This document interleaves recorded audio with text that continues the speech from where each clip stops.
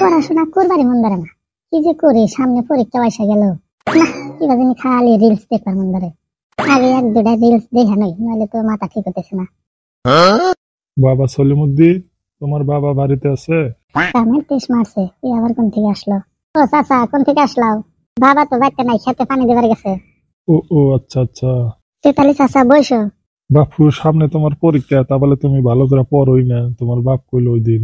আর কইও না চাচা, কি আর পড়বো, যে সময় আলসি ঠালসি ভাঙ্গে অল্প পড়বার নাই, তখনই কারেন্ট জায়গা। ইন্না কথা ক বাপু, তোমার সামনে ফাইনাল এক্সাম। সঙ্গে নাগলা বয়সে যে সময় আমরা পড়াশোনা করছি, কারের তো দূরস্থান হারি কিনে আসিল না। তাহলে ফির তোমরা কিবা করে পড়ছাও? আর কই না, হলপ্পা দইরা কাছের বোতলের মধ্যে তুইলে ওই লাইট দিয়া পড়ছি। আরে বাপরে, তাই নাকি? আর এইরকম পড়া পড়ছি, আগের টাইমে সাবজেক্ট আছিল 12টা। তাই নাকি? এত পড়া কে করে পড়ছাও? 12 সাবজেক্টে 12টার মধ্যে লেটার মারছি। চাচা, তুমি এত পড়া পড়ছাও, চাকরি বাকরি তাহলে পাইলাও না কে? চাকরি তো পাইছিলাম, ওই যে তোর দাদি মানে আমার মা যাবারই দেয় নাই, টাইনা ধরছে। কে আমি কিসের জন্য টাইনা ধরছিল?